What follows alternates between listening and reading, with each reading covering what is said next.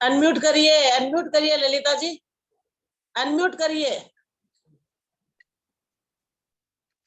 सरस्वती नमस्तुभ्यं वरदे कामरूपिणी विद्यारंभं करिष्यामि सिद्धिर्भवतु मे सदा। वासंग जिनवानी माता की जय। सत्संख्यान योग द्वार ग्रंथराज की जय। मुनि श्री प्रणम्य सागर जी महाराज की जय। ढाई दीप में विराजमान सभी आचार्य उपाध्याय सर्व साधु के चरणों में नमोस्तु नमोस्तु नमोस्तु। सभी आरिका माता जी के चरणों में वंदामी वंदामी वंदामी। सभी छुल्लक छुलिका एलक एलक के चरणों में इच्छामी इच्छामी इच्छामी। सभी प्रतिमाधारी के चरणों में वंदना वंदना वंदना। ग्रुप में विराजमान पूज्य बाबूजी, नेमीचंद भाई साहब, उमराव भाभी और भी जो भी रतनलाल जी भाई साहब जितने भी हैं सबके सादर चरण स्पर्श। पंडित जी साहब सादर प्रणाम। सबको सादर जय जिनेन्द्र। हम लोग अनुयोग द्वार सत्संख्या अनुयोग द्वार नामक ग्रंथ पढ़ रहे हैं, जिनका व्याख्या धवला जी पुस्तक 4 से मुनि श्री प्रणम्य सागर जी ने किया है। उसमें हमने सत संख्या, क्षेत्र, स्पर्शन काल इतनी परूपनाएं पढ़ चुके हैं। अंतर परूपना हमारी चल रही है। अंतर परूपना उसे कहते हैं कोई वस्तु हमारे से हाथ से निकल गई, वापस हम उस वस्तु को, अथवा सम्यक दर्शन हमको हुआ, वापस सम्यक दर्शन हम जल्दी से जल्दी कितनी जल्दी प्राप्त कर सकते हैं, अथवा अधिक से अधिक कितने काल के बाद प्राप्त कर सकते हैं, अथवा जिस गुण स्थान से हम च्युत हो गए वापस उस गुण स्थान को कितने समय में प्राप्त कर सकते हैं। जो जितने समय के बाद प्राप्त करते हैं उसको अंतर काल कहा जाता है। अंतर परूपना पढ़ते हुए हम लोग पेज नंबर 195 में हैं। उसके पहले एक तो पंडित जी साहब कल नहीं आए थे, इसलिए पंडित जी साहब नहीं जान पाए। पंडित जी साहब आपने परसों ही आपने ये बात 2 बार बोली मुझे कि वनस्पति कायिक पर्याप्तक के बारे में आप क्या कहना चाहते हैं। मैं आपको उस समय नहीं जवाब दे पाई थी। जितनी साधारण वनस्पति है वो नियम से निगोद ही है। वनस्पति में हमने उस दिन बोला था वनस्पति कायिक निगोद है, साधारण वनस्पति कायिक सभी निगोद ही है। सभी निगोद वनस्पति कायिक नहीं है, क्योंकि निगोदिया जीव बहुत जगह पाए जाते हैं। हम लोग के शरीर में 2 इंद्री, 3 इंद्री, 4 इंद्री सभी के शरीर में पाए जाते हैं, तो वो वनस्पति कायिक नहीं है। लेकिन जितनी साधारण वनस्पति है वो निगोद ही है। दूसरा कल प्रश्न पूज्य बाबूजी सुन रहे होंगे, पेज नंबर आप लोग भी निकालें। पेज नंबर 192 में आया था, नीचे विधि लिखी हुई है, उसमें आया था नीचे अनंत काल तक एक इंद्रियों में रहकर कोई जीव असंगी पंचेंद्रियों में उत्पन्न हुआ, पांचों पर्याप्ति से पर्याप्त हो, विश्राम ले, विशुद्ध हो, भवनवासी या व्यंतर देवों की आयु बांधकर। बाबूजी ने कल बहुत अच्छा ध्यान दिया। बाबूजी का प्रश्न था इसमें भवंत्रिक क्यों नहीं लिखा, यानी ज्योतिष देव क्यों नहीं लिखा। मैंने कल जवाब दिया था पर पूरा मैं कंफर्म नहीं हो पाई थी। ऐसा पढ़ा हुआ याद आ रहा था कि ज्योतिष में असंगी नहीं जन्मते, लेकिन हेतु नहीं ध्यान आ रहा था। कल बाबूजी खोज लिया गया और विद्वानों से भी मैंने बात कर ली कि मैं फिर भी कहीं गलत न हो जाऊं। ज्योतिष देव की कम से कम आयु पल्य में है, यानी असंख्यात वर्ष। जो असंगी पंचेंद्रिय जीव होते हैं वो देवायु की इतनी स्थिति का बंध करने की योग्यता उनमें नहीं होती। इसलिए भवनवासी व्यंतरवासी देवों की जो सबसे छोटी आयु है 10,000 वर्ष शायद उतनी ही बांध सकते हैं। इसलिए ज्योतिष देवों में इनका जन्म नहीं कराया गया है। वहां जघन्य आयु भी 10,000 वर्ष नहीं है। यही कारण है कि चूंकि यहाँ पर पर्याप्त हो, विश्राम लिया, विशुद्ध हुआ, विश्राम लिया, मरण किया, चूंकि अंतर अपने को फटाफट निकालना है, कहाँ ले जा करके उपशम सम्यक को प्राप्त करा करके। और असंगी जीव कभी भी ज्योतिष देव नहीं बनता है। जन्म तो लेता है देव में, पर भवनवासी और व्यंतरवासी में ही जन्म ले सकता है, ज्योतिष देव में जन्म नहीं ले सकता है, क्योंकि वहां की जघन्य आयु का भी ये बंधक नहीं हो पाता है। बाबूजी समझ में आ गया होगा आपको? तो बहुत अच्छा, ठीक है, बहुत ही अच्छा। जी परम आदरणीय गुरु माँ जी साहब, आपने हमको जो बताया समझ में आया, फॉलो किया हमने। प्रत्येक वनस्पति का 10 लाख, मतलब वो निगोदिया नहीं कहलाएगी, ये नहीं, कहने वो हाँ हाँ हाँ पंडित जी साहब, वो निगोदिया नहीं है, साधारण वनस्पति निगोदिया है।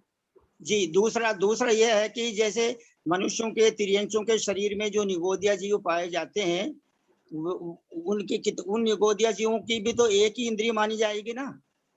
हाँ, निगोदिया तो सब एक ही नहीं पंडित जी साहब, जैसे अपने लोग की इसमें 2 इंद्रिय के शरीर में जो होते हैं 2 इंद्रिया, वो वास्तव में निगोदिया वो लब्ध पर्याप्तक है।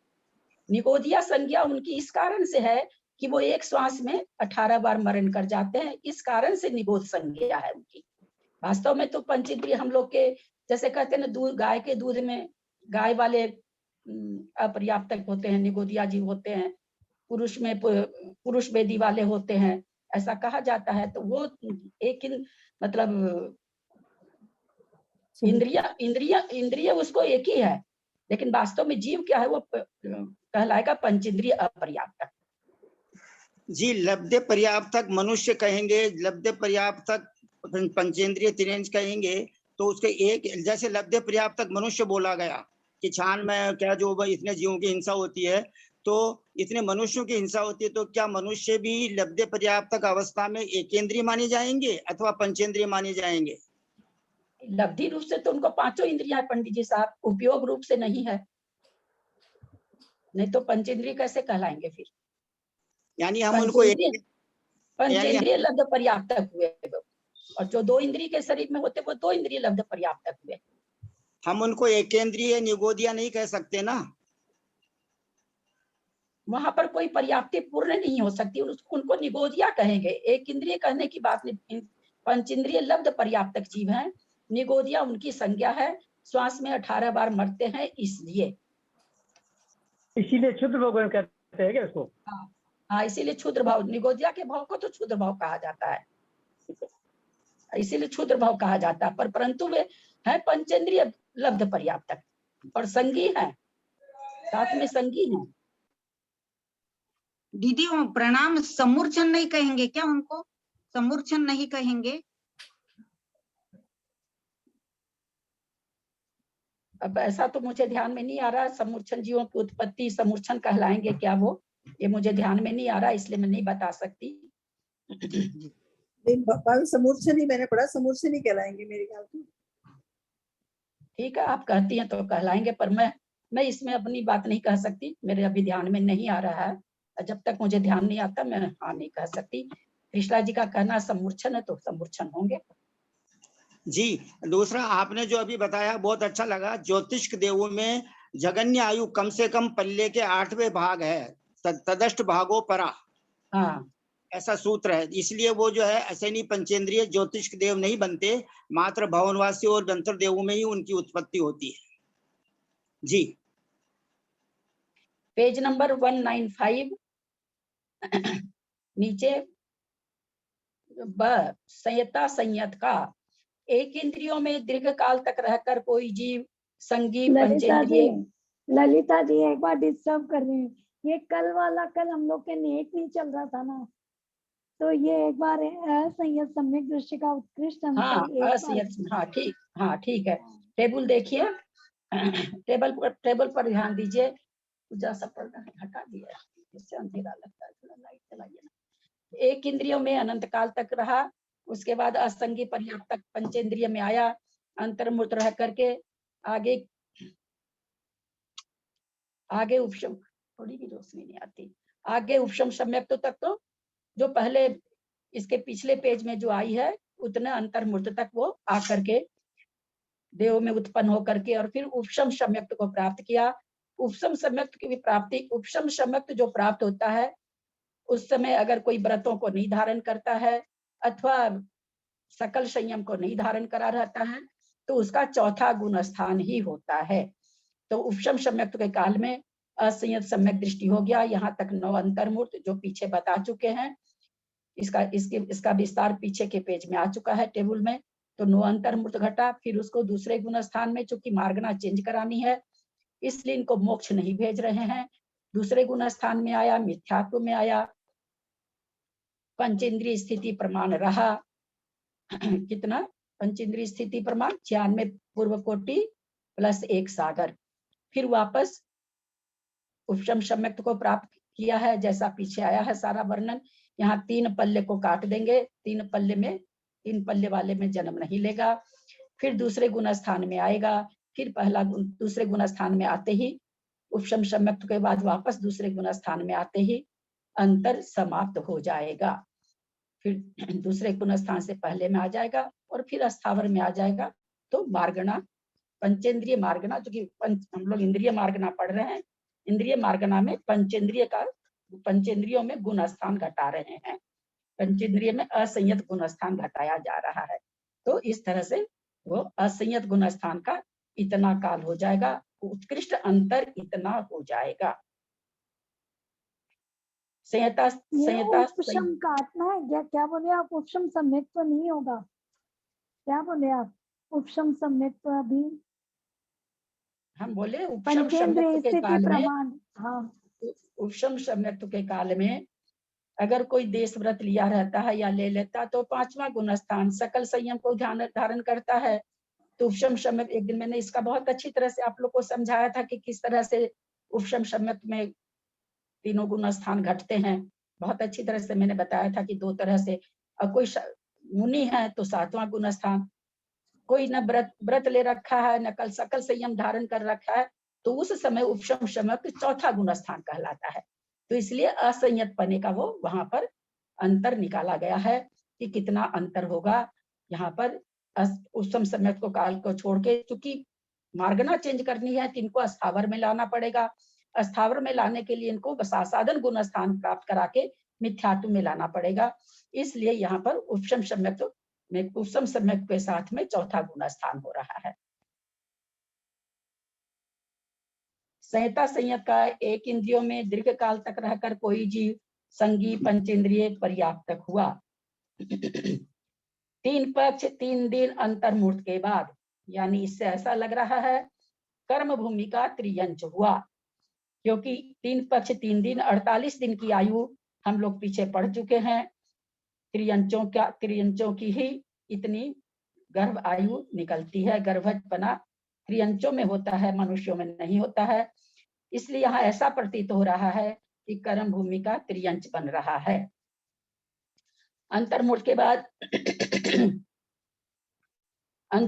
बाद प्रथमोपशम्यत्व के साथ पंचम गुण स्थान एक साथ प्राप्त हुआ। प्रथमोपशम काल में ही इसने संयम को धारण कर लिया, देश संयम को 5वां गुण स्थान हो गया। 6 अवली शेष रहने पर दूसरे गुण स्थान को प्राप्त किया, अंतर शुरू हो गया। 5वें गुण स्थान का अंतर लाया जा रहा है, त्रियंचों के द्वारा लाया जा रहा है। क्योंकि गुण स्थान का अंतर है, गति मार्गना नहीं है और इंद्रिय मार्गना में चल रहा है। पंचेंद्रियों का संयता संयत में उत्कृष्ट अंतर कितना आएगा? तो अगर मनुष्यों में कराते तो 8 वर्ष इनको लेना पड़ता, इसलिए त्रियंचों में ही कराया गया है। कर्म भूमि का त्रियंच बना है, प्रथमो गर्भज त्रियंच है। प्रथमोपशम सम्यक्त को प्राप्त करके 5वां गुण स्थान प्राप्त कर लिया। 6 अवली शेष रहने पर दूसरे गुण स्थान को प्राप्त हुआ, अंतर शुरू हो गया, 5वां गुण स्थान छूट गया, मिथ्यात्व में गया, अपनी स्थिति प्रमाण रहा। स्थिति वही 48-96 पूर्व कोटि 1 सागर। पंच इंद्रिय की स्थिति है 96 पूर्व कोटि 1 सागर। मनुष्यों की स्थिति है 48 पूर्व कोटि 1 सागर। ये हमेशा ध्यान रखेंगे। ललिता जी 1 सागर है 1000 सागर? हाँ 1000 सागर, 1000 सागर। मिथ्यात्व में गया, अपनी स्थिति प्रमाण रहा, अंतिम भाव में सम्यक्त को ग्रहण करके दर्शन मोह का क्षय करके जीवन का अंतर्मुक्त शेष रहने पर पंचम गुण स्थान को प्राप्त हुआ, अंतर समाप्त हो गया। यहाँ अंतर्मुक्त रहा, फिर 7वां गुण स्थान, फिर 6ठा गुण स्थान, फिर 7वां गुण स्थान, श्रेणी के योग्य परिणाम हुए।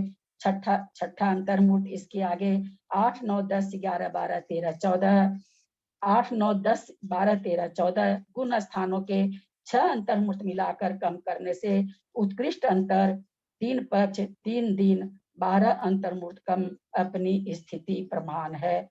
इस तरह से कितना अंतर हुआ संहिता संयत का कि पंच इंद्री की जो स्थिति है उसमें 3 पक्ष 3 दिन 12 अंतर्मूर्त कम, इतना समय के बाद कोई एक बार संयत पना छूट गया तो वो भी इतने काल के बाद वो प्राप्त कर सकता है।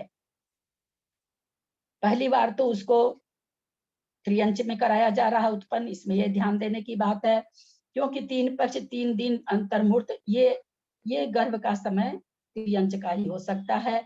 खुलासा नहीं लिखा हुआ है लेकिन अर्थापत्ति न्याय से हम जान सकते हैं ये गर्भ का काल त्रियंच का ही होता है, परंतु बाद में उसको छायिक सम्यक प्राप्त करा रहे हैं, दर्शन मोह का क्षय करा रहे हैं, मोक्ष भेज रहे हैं, यानी अंतिम भाव मनुष्य का होगा। जी इसके अंदर जो सबसे पहले ये लिखा कि प्रथमोपम सम्यक्त्व के साथ में पंचम गुण स्थान को एक साथ प्राप्त हुआ, बै में तीसरी लाइन है संहिता का। हाँ, तो यानी दोनों एक साथ संभव है। पंडित जी साहब मैंने इसकी 2 तरह से कल व्याख्या करी थी, आप आए नहीं कल, बाकी लोगों को बड़ा भ्रम, मेरे को भी मैं इसलिए इस चीज को समझ पाई पंडित जी साहब, मेरे को भी बड़ा भ्रम रहता था ये कैसे होता है, 5वां भी मुनि महाराज भी और फिर प्रथमोपम। तो इसका 2 तरह का विवेचन मिला भी और विद्वानों से समझ में आया, बिल्कुल विकास छाबड़ा वगैरह से बात होके समझी पंडित जी साहब कि कोई गलती नहीं रह जाए, 2 तरह से इनको प्राप्त कर सकते हैं। किसी को याद है, कोई समझाएंगे? कल बात हो चुकी थी, कल पंडित जी साहब एब्सेंट थे। मैं बताती हूँ, थोड़ा सा मैं बताती हूँ। ऐसा है कि जैसे प्रथमोपम हुआ, प्रथमोपम होने के बाद में जीव जो है, जैसे या तो अगर अंकन बंदी का होता है तो दूसरे में जा सकता है, नहीं वो चौथे में, 5वें में और 7वें में जा सकता है। जैसे प्रथमोपम होने के बाद में जीव के भाव इतने अच्छे बने कि वो जो है उसने तभी प्रथमोपम हुआ, वो किसी उनके पास, साधु के पास या त्यागी के पास बैठा हुआ था, भाव बनते उसके ऐसे भाव बने कि उन्होंने जो है प्रतिमादि धारण कर ली, तो उनको 5वां गुण स्थान हो गया। और कभी कभी ऐसा भी होता है, ऐसा सोचा जा सकता है, मान लो कोई मुनि बने हुए हैं लेकिन वो मतलब उसमें नहीं है, मतलब उनको जो है मतलब मिथ्यात है या गुण स्थान है, उनको सम्यक नहीं है, उनको वहां प्रथमोपम हो गया। वो दीक्षा तो उन्होंने ली हुई थी, उनको क्या उनके भाव इतने प्रवीण हो गए कि उनको 7वां गुण स्थान हो गया। तो इस तरह से 7वां गुण स्थान भी उनका हाथ घट जाता है, प्रथम समय हो सकता है, तो 7वां भी हो सकता है, 5वां भी हो सकता है, और चौथा तो हो ही सकता है, और इससे दूसरा और तीसरा भी हो सकता है। दूसरा तीसरा ऐसे हो गया अंतर्नुबंधी का उदय, तो दूसरा हो गया सासाधन हो गया, और मान लो सम्यक मिथ्या का उदय है तो तीसरा कृष्णा जी कभी भी है ना, जो प्रश्न रहे, जो जिज्ञासा रहे, आप लोग इतने दिन से मेरी क्लास कर रहे हैं और मैं इस चीज को बहुत ज्यादा जोर देती हूँ कि विवेचन हमेशा, जो चीज आप हमसे आम का दाम पूछो, अब मैं कहूँ कि हाँ मैं बाजार गई थी, 5 रुपया किलो लीची थी, 2 रुपया किलो आम अमरूद था, 10 रुपया किलो आम था, आपको कैसा लगेगा कि भाभी से मैंने तो केवल आम पूछा, कोई तीसरा गुण स्थान नहीं पूछ रहे हैं, कोई चौथा नहीं पूछ रहे हैं। पंडित जी की एक ही जिज्ञासा थी, 5वां 7वां हो सकता है क्या? तो हमेशा जो प्रश्न है, क्योंकि इससे क्या होता है, वो जो पूछे हैं ना वो उनके दिमाग से निकल जाएगा। 5 और 7 मैंने सही बताया, ठीक बताया है, 5 और 7 ठीक बताया। हाँ ठीक है, आप म्यूट कर लीजिए, मैं बताती हूँ। पंडित जी साहब 2 तरह से इसका विवेचन होता है। कोई मुनि महाराज कोई प्रतिमा ले रखे हैं, परंतु गुण स्थान उनका मान लीजिए पहला है ना, कोई जरूरी तो है ना कि गुण स्थान 5वां ही रहे, बाहर से द्रव्य से वो देश संयमी हो गए और कालांतर में कभी भी उनको प्रथमोपम हुआ, तो वो प्रथमोपम चूंकि पहले से ही 5वां गुण स्थान है, द्रव्य संयम उनके पास पहले से ही है, प्रथमोपम काल में उनका भाव संयम भी हो जाएगा। तो इस तरह से प्रथमोपम के काल, उपशम सम्यक के काल में 5वां गुण स्थान हो गया, वो पहले से है देश संयम, ध्यान रखिएगा। 2 तरह की विवक्षा। कोई मुनि महाराज बने हुए हैं, जरूरी तो नहीं कि उनका सकल संयम है तो वो भाव संयम हो ही, उनको मिथ्यात्व गुण स्थान में है, कदाचित उनको कभी प्रथमोपम हुआ, तो उस उपशम काल में, इसीलिए 7वें गुण स्थान में भी उपशम सम्यक तो है, 5वें में भी है। इसी तरह से चूंकि पहले से ही वो उस गुण स्थान में विराजमान है और कदाचित उनके भाव जब हुए, प्रथमोपम हुआ, तो दोनों एक साथ हो गए। एक तो ये विवक्षा है।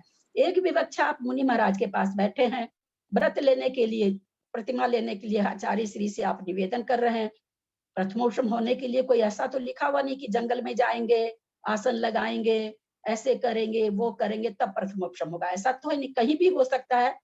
होने के लिए जागृत अवस्था चाहिए, पंचेंद्रिय पढ़ना चाहिए, और क्या नाम है सो किसी गुरु के समीप बैठ करके लेने का होना चाहिए, वो भी मनुष्य के लिए। त्रियंच तो ऐसे ही ले लेता है। अब आप किसी मुनि महाराज के पास बैठे हैं, आपके भाव बहुत निर्मल हो रहे हैं, बहुत निर्मल हो रहे हैं, आप आचार्य श्री से कह रहे हैं मुझे प्रतिमा दे दीजिए, उसी समय आपको प्रथमोपशम भी हो रहा है और आप प्रतिमा भी ले रहे हैं, यानी दोनों चीजें एक साथ हो गया। प्रथमोपशम काल में 5वां गुणस्थान हो गया। मुनि बने मुनि हैं, आप महाराज बैठे हुए हैं आचार्य श्री के यहाँ, आचार्य श्री आपके माथे पर मुनि महाराज की स्थापना कर रहे हैं, 28 मूल गुणों को स्थापना कर रहे हैं, आपके भाव निर्मल हो रहे हैं, आपको प्रथमोपशम भी हो रहा है और आपकी मुनि दीक्षा भी हो रही है, तो दोनों चीजें एक साथ हो गई। इसलिए जगह जगह आप देखेंगे लिखा हुआ है प्रथमोपशम के साथ ही पंचम गुणस्थान हो गया, प्रथमोपशम के साथ ही सकल संयम हो गया। तो इस तरह से साथ में भी हो सकता, अथवा कोई पहले से बने हुए हैं लेकिन उनका गुणस्थान पहला चल रहा है, तो जिस समय उनको प्रथमोपशम होता है उस समय जिस गुणस्थान जिस द्रव्य संयम का वो पालन करते हैं, भाव संयम भी उस समय वो हो जाता है, वो गुणस्थान उनका हो जाता है। पकड़ में आया होगा पंडित जी साहब? जी प्लीज, सारी चर्चा मैंने सुनी आपकी, ये तो हमको पहले से मालूम था, लेकिन यहाँ पर जो लिखा है 3 पक्ष 3 दिन अंतर्मुहूर्त के बाद में, ये मात्र उस त्रियंश के लिए ही घटा रहे हैं अपन, प्रथमोपशम सम्यक्त्व के साथ में पंचम गुण स्थान, और तो उसको पहले से व्रत तो थे ही नहीं, क्यों नहीं थे?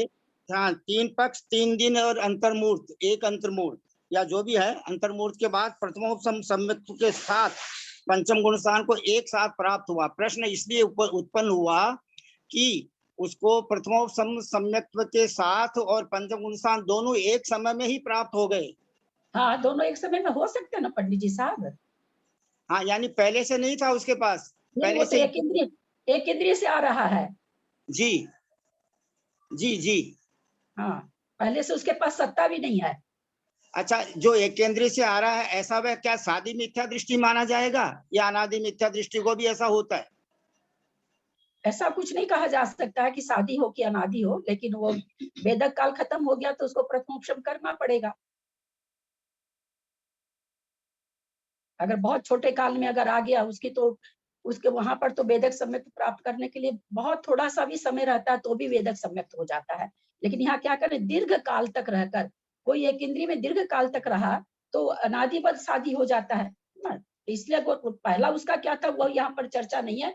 यहाँ पर यह कह रहे हैं कि एक इंद्रिय में दीर्घ काल तक रहा, तो अगर पहले था भी तो उससे कोई लेना देना नहीं है, वो तो उद्वेलना हो गई। अब उस जीव का क्या परिणाम था, पहले क्या परिणमन था, इसके लिए यहाँ पर नहीं बताया जा रहा। यहाँ तो यही कहा जा रहा कि एक इंद्रियों में दीर्घ काल तक रहा। एक इंद्रियों में दीर्घ काल तक रहने पर अगर उसने सम्यक प्राप्त भी किया होगा तो वो उद्वेलित हो गई प्रकृति, वो बिना सम्यक प्रकृति की सत्ता के बिना है। 26 प्रकृतियों की सत्ता के साथ ही है वो।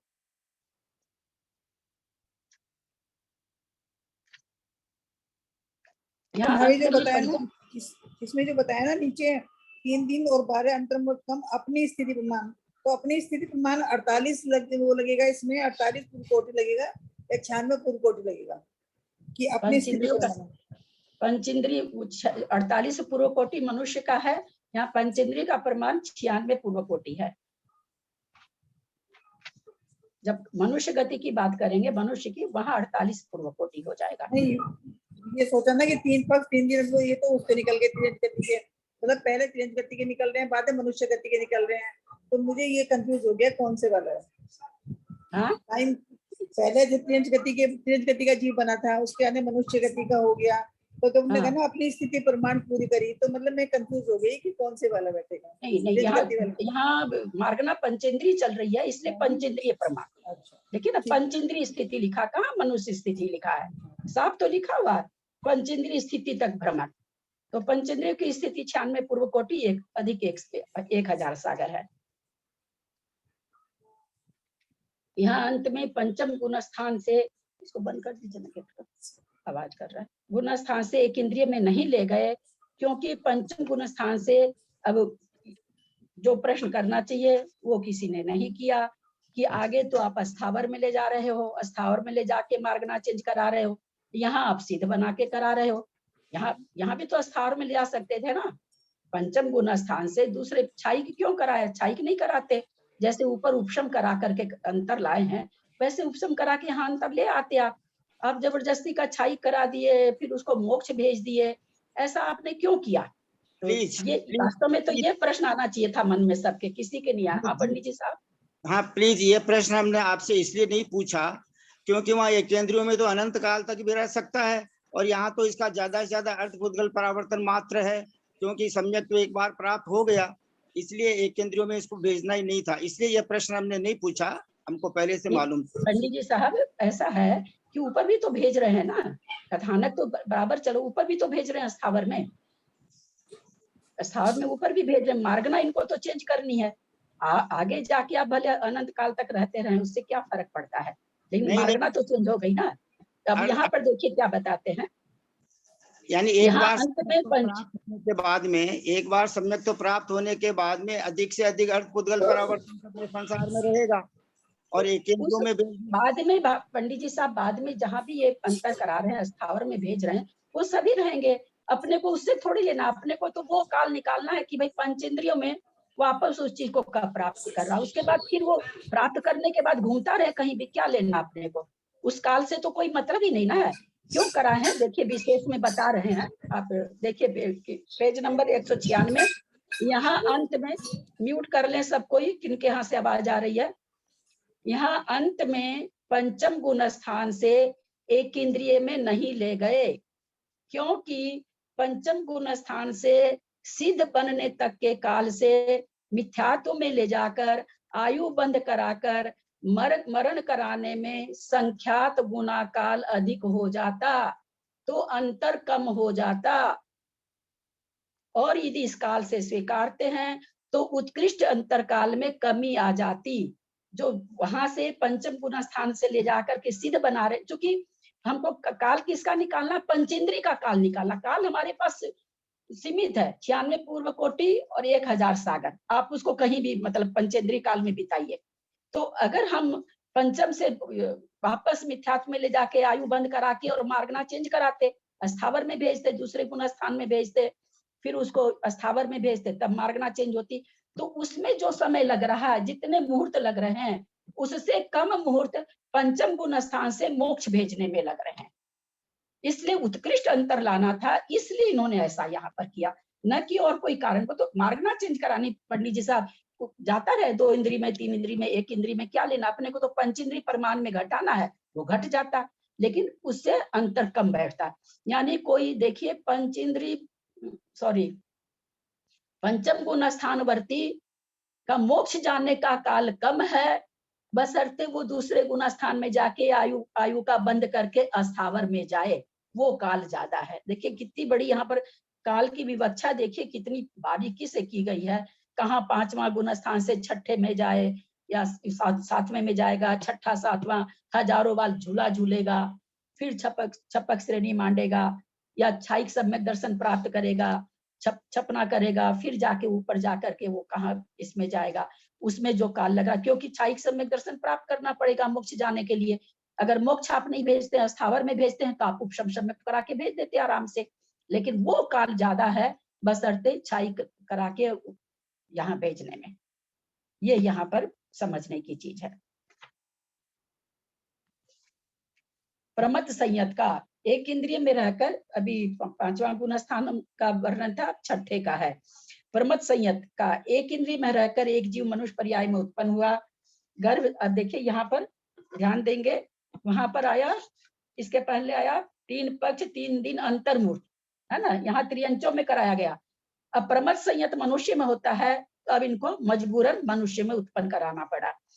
मनुष्य पर्याय में उत्पन्न हुआ, गर्भ से लेकर 8 वर्ष बाद उपशम सम्यक अप्रमथ गुण स्थान को एक साथ प्राप्त हुआ। फिर प्रमथ संयत हुआ, नीचे गिरा तथा 6 अवली काल शेष रहने पर साधन को प्राप्त हुआ। अंतर प्रारंभ, मिथ्यात्व में अपनी स्थिति प्रमाण रहा, अंतिम भव में मनुष्य हुआ। सम्यक्त को ग्रहण कर दर्शन मोह का क्षय कर संसार का अंतर्मूर्त काल अवशिष्ट रहने पर अप्रमथ संयत हो, पुनः प्रमथ संयत हुआ, अंतर प्राप्त हुआ। इसके बाद पुनः अप्रमथ संयत, इसके आगे 6 अंतर्मूर्त मिलाकर 8 वर्ष 10 अंतर्मूर्त कम से अपनी स्थिति प्रमाण प्रमथ संयत का उत्कृष्ट अंतर आता है।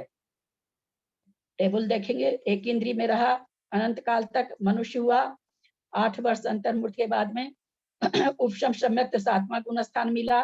प्रमथ संयत हुआ, दूसरे गुण स्थान में आया, दूसरे से पहले में आया। पंच इंद्रिय प्रमाण काल भ्रमण किया, 7वें गुण स्थान को पुनः उपशम पुनः प्राप्त किया। उपशम सम्यक के साथ ही प्राप्त करेगा, क्योंकि इतने काल तक भ्रमण करने के बाद में सम्यक प्रकृति का सत्ता नहीं रह जाती है। फिर छठे गुण स्थान में आया, फिर जो भी उसको छाइक वगैरह, इसलिए महाराज जी ने लिखे, चूंकि पिछले टेबल में लिख चुके हैं कि छाइक सम्यक को प्राप्त किया, इस तरह से पीछे बता चुके हैं। वो सारा चीज करने के बाद श्रेणी के योग 7वां गुण स्थान हुआ, और आगे 6 अंतर्मुहूर्त लग के कुल टोटल यहाँ शुरू से लेके यहाँ तक 10 अंतर्मुहूर्त हुआ और मोक्ष चला गया। पंचेंद्रिय मार्गना समाप्त हो गई। यहाँ भी वही कारण है, मार्गना चेंज करने के लिए अस्थावर में भेज सकते थे, लेकिन वह काल ज्यादा हो जाता और यह काल कम है। उत्कृष्ट काल लाने के लिए इनको मोक्ष भेजा जा रहा है। जी, यहाँ पर पुनः एक जानकारी चाहिए कि आपने एक बार कहा था कि संयम प्राप्त करने के लिए जन्म से लेकर 8 वर्ष, और यहाँ पर गर्भ से लेकर 8 वर्ष तक दोनों एक साथ प्राप्त कराया है। अप्रमथ संयम 7वां गुण स्थान भी प्राप्त करा दिया और सम्यक्त्व भी प्राप्त, पहले उपशम सम्यक्त्व प्राप्त करा के और अप्रमथ गुण स्थान को भी एक साथ प्राप्त किया, ऐसा लिखा हुआ है, यानी गर्भ से लेकर 8 वर्ष तक। पंडित जी साहब, आपने शायद परसों भी ये प्रश्न किया था, तो मैंने आपको यही कहा था कि खुद वीरसेन आचार्य 2 तरह का वक्तव्य कह रहे हैं, तो कोई क्या करेगा, क्योंकि ये भी धवला पुस्तक 4 से है, और जो हम अपने लोग समझे थे कि गर्भ के बाद 8 वर्ष, तो वो भी धवला पुस्तक का ही था। ऐसे कई विवेचन हैं, इस पर विद्वान लोग चर्चा भी करते हैं कि खुद वीरसेन आचार्य अपने कथन को कई जगह मतलब ये कर देते हैं। अब क्या कारण है, ऐसा भी कहते हैं कि शायद उनको आगे जाके और ठीक लगता हो, आगे जाके उनका विवेचन दूसरा हो जाता हो, अथवा वो भूल जाते, ऐसा कुछ लोग अपने मन से बोलते रहते हैं। तो पंडित जी साहब, इसमें हम लोग तो कुछ भी नहीं कर सकते हैं।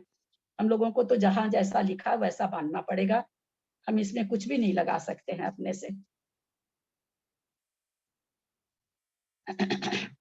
अप्रमथ संयत का 7वां गुण स्थान। एक इंद्रिय की स्थिति में एक जीव मनुष्यों में उत्पन्न हुआ, गर्भ से 8 वर्ष उपशम से 8 वर्ष बाद उपशम समय के 7वां गुण स्थान एक साथ प्राप्त किया। बाद में प्रमथ संयत होकर नीचे गिरा। अंतर प्रारंभ। अंतिम भाव में मनुष्य पर्याय में दर्शन मौका क्षय कर अंतर्मुख संसार शेष रहने पर विशुद्ध हो 7वां गुण स्थान प्राप्त किया। अंतर समाप्त। बाद में प्रमथ संयत, अप्रमथ संयत, इसके आगे 6 अंतर्मुख मिलाने पर 8 वर्ष 10 अंतर्मुख कम पंचेंद्रिय की स्थिति प्रमाण अप्रमथ संयत का उत्कृष्ट अंतर आता है। इस तरह से हम लोग इंद्रिय मार्गना पढ़ रहे हैं। इंद्रिय मार्गना में पंचेंद्रिय जीव का 14 गुण स्थान हो सकते हैं, इसलिए यहाँ पर सारे गुण स्थान समझाए जा रहे हैं। ये गति के हिसाब से देखेंगे तो केवल मनुष्यों में ही होंगे। पंचेंद्रियों में चारों ही उपशमकों का नाना जीव की अपेक्षा अंतरकाल सामान्य की तरह है, यानी पूर्व कोटि पृथकत्व तक अथवा एक समय तक, हाँ नीचे लिखा ही है, अर्थात जघन्य से एक समय और उत्कृष्ट से वर्ष पृथकत्व है। सांतर मार्गना है, कब अंतर पड़ेगा तो एक ऐसा होगा कि किसी भी उपशम के जो 4 गुण स्थान हैं, वो चारों गुण स्थान रिक्त रहें, उन चारों गुण स्थान में कोई भी जीव न पाया जाए, अथवा वर्ष पृथकत्व यानी 3 से 9 वर्ष तक भी हो सकता है। चारों उपशम के गुण स्थान जो हैं, उनमें कोई उपशम श्रेणी चढ़ने वाला जीव न पाया जाए, ऐसी संभावना हो सकती है नाना जीवों की अपेक्षा से। एक जीव की अपेक्षा इन्हीं उपशमकों का अंतरकाल जघन्य से अंतर्मुहूर्त है। पंडित जी साहब कैसे है, बताएंगे क्या, या बाबू जी बताएंगे क्या? एक मिनट। एक जीव की अपेक्षा इन्हीं उपशमकों का अंतरकाल जगन्य से अंतर्मुहूर्त है, इसके बारे में पूछ रहे हैं ना आप? 113/16 जी। हाँ पंडित जी साहब जी, एक जीव की अपेक्षा इन्हीं उपशमकों का अंतरकाल जगन्य से अंतर्मुहूर्त है। जी, मैं नहीं बता पा रहा हूँ, आप बताने की कृपा करें। बाबू जी याद है क्या? पंडित जी साहब कल थे भी नहीं ना, कल वापस इसकी चर्चा हुई थी। बाबू जी याद है क्या? किसको याद है?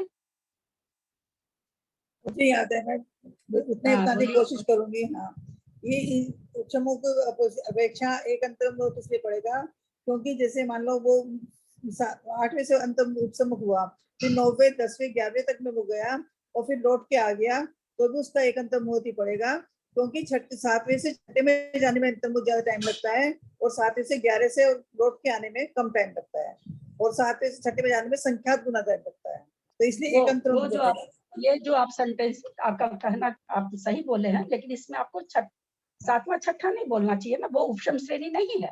हमको कहाँ तक बोलना चाहिए? 8वें तक ही बोलना चाहिए ना। हमको इसमें 7वां 6ठा कभी भी नहीं ग्रहण करना चाहिए क्योंकि वो उपशम श्रेणी का है ही नहीं, गुण स्थान ही नहीं है। कोई 8वें गुण स्थान में जीव है, 8वें से उपशम श्रेणी वाला है। 9 गया, 10 गया, 11 गया, वापस 10 आया, 9 आया, वापस 8 में आया। एक अंतर मुहूर्त अंतर पड़ता है एक जीव की अपेक्षा। उसी तरह से 9वें का पड़ेगा, उसी तरह से 10वें का पड़ेगा, परंतु 11वें का नहीं पड़ेगा क्योंकि ऐसा नहीं होता है कि 10वें से आके 11वें से नीचे उतरे 12वें में नहीं जाता है, इसलिए 11वें का अंतर नहीं बैठेगा। 10वें गुण स्थान तक अंतर बैठेगा। 11वें का अंतर बैठाने के लिए तो पुनः नीचे आकर के फिर वापस श्रेणी चढ़ेगा, तब इतना काल होगा। आगे बताएंगे। उत्कर्षेण सागरोपम सहस्त्रम, जघन्य जघन्य अंतर था, अब उत्कृष्ट अंतर बता रहे हैं। किसका? चारों उपशमकों का। उत्कर्षेण सागरोपम सहस्त्रम पूर्व कोटि पृथकत्व रवि अधिकम। एक जीव की अपेक्षा से इन्हीं उपशमकों का उत्कृष्ट अंतर काल पूर्व कोटि पृथकत्व से अधिक 2000 सागर प्रमाण है। यहाँ 2000 गलत है क्योंकि संस्कृत में भी सागरोपम है, सागरोपमे नहीं है, इसलिए 1000 होगा। 2000 तो पूरा त्रस पर्याय का काल है। यहाँ पर ये प्रिंट मुझे जितना ज्ञान है गलत है, इसलिए 1000 सागर होना चाहिए। आप लोग वहां पेंसिल से लिख सकते हैं। अब नीचे अब पढ़ रहे हैं। एक इंद्रिय स्थिति में स्थित एक जीव किसका? 4 उपशमकों का उत्कृष्ट अंतर बता रहे हैं। मनुष्य में उत्पन्न हुआ, गर्भादि वर्ष से विशुद्ध हो, उपशम सम्यक अप्रमत को एक साथ प्राप्त हुआ, अंतर मुहूर्त रहा। वेदक सम्यक को प्राप्त हुआ, चौथे गुण स्थान को प्राप्त हो गया। अनंतानुबंधी कषाय का विष योजन किया, विश्राम लिया, दर्शन मोहनीय का उपशम कर प्रमत अप्रमत गुण स्थान संबंधी सहस्त्र प्रावर्तन करके उपशम श्रेणी के योग प्रायोग्य अप्रमत संयत हुआ। यहाँ पर जो 5वां अंतर मुहूर्त है, दर्शन मोहनीय का उपशम कर, इससे क्या समझते हैं? दर्शन मोहनीय का उपशम कर। द्वितीयोपशम सम्यक्त्व संभव है हेलो। क्या? जी, हाँ द्वितीयोपशम। हाँ बोलिए। हाँ हाँ जी, इससे इसको क्या समझे हम? दर्शन मोहनीय का उपशमन कर, तो ठीक है, द्वितीय उपशम। इससे क्या समझ? दर्शन मोहनीय का उपशमन कर का मतलब क्या हुआ? मतलब क्षयोपशम्यक सम्यक दर्शन को द्वितीयोपशम सम्यक दर्शन बना रहा है, क्या इस अपेक्षा से कहा जा रहा है? है तो यही चीज, लेकिन इसका ये होगा कि दर्शन मोहनी, यानी दर्शन मोहनी की तीनों प्रकृति को उपशम कर रहा है ना, इसलिए द्वितीय उपशम कहला रहा है। दर्शन मोहनी लिखा हुआ, दर्शन मोहनी की 3 प्रकृतियां, चूंकि क्षयोपशमिक सम्यक दृष्टि है वहां पर, और श्रेणी कब चढ़ी जाती है? तो द्वितीयोपशम के द्वारा या क्षायिक सम्यक के द्वारा। यहाँ पर दर्शन मोहनी की जो 3 प्रकृति है उनको दबा रहा है, उपशम कर रहा है। प्रमत अप्रमत गुण स्थान में संबंधी सहस्त्र प्रावर्तन करके उपशम श्रेणी के प्रायोग्य अप्रमत संयत हुआ। उपशम श्रेणी के प्रायोग्य यानी जिसको हम लोग अध प्रवृत्त करण कहते हैं, उसी के लिए लिखा जा रहा है उपशम श्रेणी के प्रायोग्य अप्रमत संयत, यानी सातिशय अप्रमत संयत। सातिशय अप्रमत संयत को ही अध प्रवृत्त करण भी कहते हैं। हम लोग सब कोई जान रहे हैं, करना योग में बहुत अच्छी तरह हमने समझा था। फिर अपूर्वकरण संयत, अनिवृत्तिकरण संयत, सूक्ष्म सांप्राय संयत, उपशांत मोह संयत, वापस अब नीचे उतरा, सूक्ष्म सांप्राय संयत, अनिवृत्तिकरण संयत, अपूर्व करण संयत नीचे उतरकर पंचेंद्रिय स्थिति भ्रमण किया। 8वें से एकदम नीचे आ गया, पहले गुणस्थान में आ गया। क्योंकि दर्शन मोहन का उसने क्या किया था, उपशम ही किया था। और अनंतानुबंध की विषय योजना किया तो विषय योजना तो वापस संयोजित हो जाती है। तो दर्शन मोहनी वापस उसके उदय में आ गया। मिथ्यात्व गुण स्थान में आकर के वो पंच इंद्रिय स्थिति प्रमाण भ्रमण किया। पंच इंद्रिय की स्थिति कितनी, 96 कोटि पूर्व 1000 सागर। अंतिम भाव में मनुष्य पर्याय में दर्शन मोह का क्षय करके, अब देखिए ऊपर लिखा था दर्शन मोहनीय का उपशम, नीचे क्या लिखा है, दर्शन मोह का क्षय करके। यहाँ वो क्षायिक सम्यक दृष्टि बन रहा है। संसार के अंतर्मुख शेष रहने पर विशुद्ध हो, अप्रमत्त संयत हुआ, फिर प्रमत्त संयत सहस्त्र बार किए। उपशम श्रेणी के योग्य अप्रमत्त होकर अपूर्व करण उपशमक हुआ। यहाँ पर हम उपशम श्रेणी दोनों चढ़ सकते हैं, दर्शन मोहनी का उपशम करके भी चढ़ सकते हैं, दर्शन मोहनी का क्षय करके भी उपशम श्रेणी चढ़ी जाती है। सबको पता है कि उपशम श्रेणी दोनों जीव मान सकते हैं। उसके परिणामों में इतनी भी शुद्धि आई कि उसने दर्शन मोहनी का तो क्षय कर लिया। कई लोगों का यह प्रश्न रहता है कि आगे वो उपशम क्यों चढ़ता है क्षायिक होकर के। आगे जो 21 प्रकृतियां बची चारित्र मोहनी की क्षय करने की, उसको क्षय करने योग्य उसके परिणाम नहीं बन सके, श्रेणी मान लिया, उपशम श्रेणी चढ़ेगा। दर्शन मोह का क्षय करके संसार के अंतर्मुख शेष रहने पर विशुद्ध अप्रमत्त संयत हुआ, फिर प्रमत्त संयत सहस्त्रार्थ उपशम श्रेणी के योग्य अप्रमत्त होकर अपूर्वकरण उपशम हुआ, अंतर प्राप्त हो गया। अनिवृत्तिकरण का अगर निकालेंगे तो इसी तरह से अनिवृत्तिकरण का 2 अंतर्मुख कम हो जाएगा, सूक्ष्म सांप्राय का और 2 अंतर्मुख कम हो जाएगा, आगे बताएंगे। फिर वो सूक्ष्म सांप्राय उपशांत मोह संयत हुआ, और अब वापस वो, चूंकि हम उपशम श्रेणी का निकाल रहे हैं और इसको उपशम श्रेणी ही चढ़ाया गया है दोबारा, तो फिर वो नीचे आया, 10वें में आया, 9वें में आया, 8वें में आया, अप्रमत्त हुआ, प्रमत्त हुआ, अप्रमत्त होकर के, और इसके बाद छपक श्रेणी को मांड करके 6 अंतर्मूर्त में वो मोक्ष चला गया। इस प्रकार टोटल कहते हैं 30 अंतर्मूर्त, 8 वर्ष कम पंच इंद्रिय की स्थिति प्रमाण अपूर्वकरण का उत्कृष्ट अंतर है। इसी प्रकार अनिवृत्तिकरण का उत्कृष्ट अंतर 2 कम हो जाएगा, क्योंकि एक अंतर्मूर्त पहले ही निकल गया। अनिवृत्ति मान लीजिए 8:01 समय पर 8वां गुणस्थान, 8:02 समय पर 9वां गुणस्थान, तो एक समय कम हो गया ना। उसी तरह से जब ऊपर से उतरेगा तो अपूर्वकरण में पहुंचेगा मान लीजिए 9:02 समय पर, और उसमें पहुंच गया 9:01 समय पर, तो इस तरह से 2 समय कम हो रहा है, यानी 2 अंतर्मूर्त, हम समझाने के लिए समय बोले हैं, तो 2 अंतर्मूर्त कम होता जाएगा और गुण स्थानों में। इसी प्रकार अनिवृत्ति का उत्कृष्ट अंतर 28 अंतर्मूर्त, सूक्ष्म सांप्राय संयत का 26 अंतर्मूर्त और उपशांत कसाय संयत का 24 अंतर्मूर्त से अधिक 8 वर्ष कम अपनी अपनी स्थिति प्रमाण जानना। समझ में आया होगा? किसी को कुछ पूछना है क्या?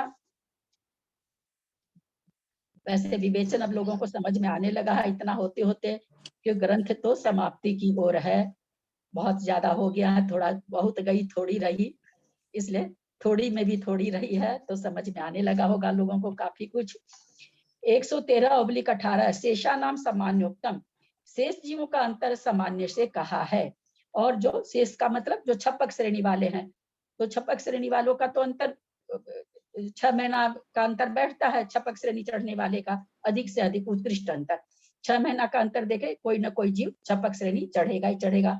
नाना जीवों की अपेक्षा तो ऐसा होता है, और एक जीव की अपेक्षा तो अंतर होता ही नहीं है, क्योंकि 8 से 9, 9 से 10, 10 से 12, 12 से 13, 14 जाता है, तो अंतर होता ही नहीं है। इस तरह से हमने एक बात जानने की इच्छा प्रकट हो गई है, एक बात जानने की इच्छा प्रकट हो गई है, आप मेरे को समझाने की कृपा करें। मैं ये आप पूछ सब समझते हैं पंडित जी साहब, आप और लोगों के लिए पूछते रहते हैं। जी नहीं, मैं इसलिए पूछ रहा हूँ कि जो तीर्थंकर हैं उन वो क्या उपशम श्रेणी भी चढ़ते हैं या डायरेक्ट छपक श्रेणी ही चढ़ते हैं? ये प्रश्न पंडित जी साहब 2-3 विद्वानों से कर चुकी मैं यही समझती थी कि तीर्थंकर उपशम श्रेणी नहीं चढ़ते होंगे। मैंने अपूर्व सागर जी से भी किया, विकास छाबड़ा से भी किया, नीलू दीदी से भी किया। जब अपूर्व सागर जी बोले चढ़ सकते हैं, तो मैंने प्रश्न किया कि महाराज जी वो तो वर्धमान चारित्र वाले होते हैं, आप उनको अगर उपशम श्रेणी से नीचे गिरा रहे हो तो यथाख्यात चारित्र को प्राप्त करके और वो नीचे आ रहे हैं। यथाख्यात चारित्र तो 11वें के बाद छूट जाएगा, और एक तरफ आप लोग वर्णन आता है कि वर्धमान चारित्र वाले होते हैं। तो उन्होंने कुछ भंग निकाल करके मुझे उस समय बताया था पंडित जी साहब कि इस तरह से भंग निकाल करके और तीर्थंकरों का उपशम श्रेणी चढ़ने का बैठ जाता है। और ये बात विकास छाबड़ा जी ने भी कही, यही बात नीलू दीदी ने भी कही कि उपशम श्रेणी चढ़ सकते हैं।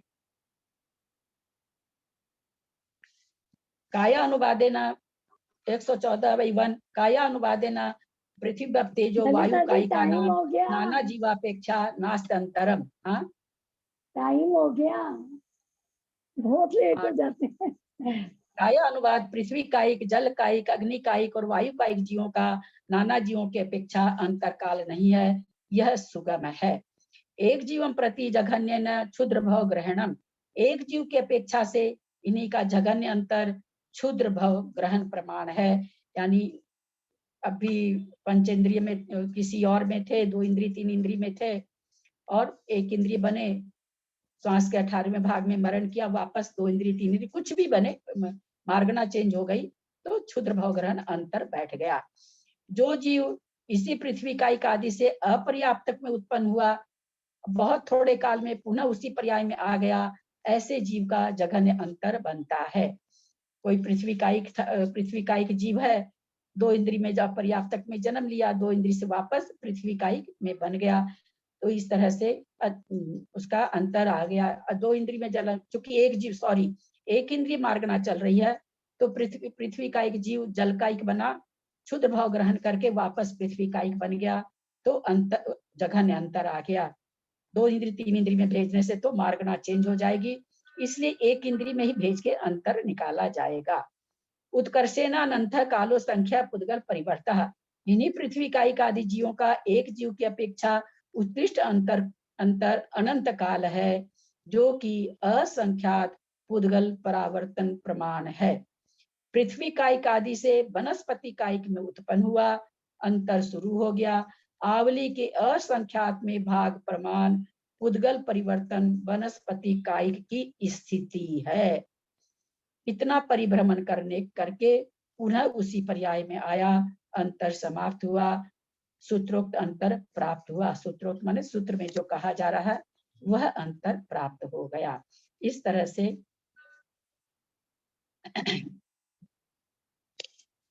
किसी को कुछ पूछना है क्या?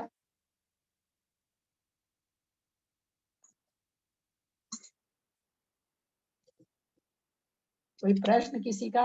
अब प्रश्न नहीं होगा ना, क्योंकि समझ में सारी चीज आ रही है, तो प्रश्न नहीं उठेगा। ये तो काय मार्गना चालू हो गई ना, हाँ काय मार्गना चालू हो गई ना अभी। काय मार्गना चालू हो गई, बिल्कुल।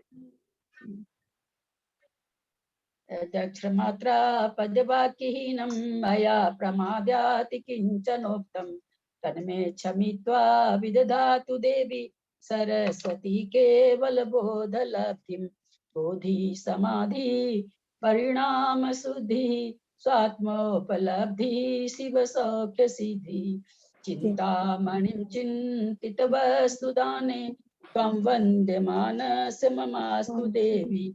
जावानी के ज्ञान दे सुचित्रो कालो, सोबानी मस्तक चढ़ो सदा दे तुम धो। हे जिनवानी भारती तो ही जपू दिन रहे, जो तेरा शरण आ गए सो पावे सुख चैन। देव भजू अरहंत को गुरु से हो निर्ग्रंथ, दया धर्म पालू सदा यही मोक्ष का पंथ। वात्संग जिनवानी माता की जय। नोवार नमोकार।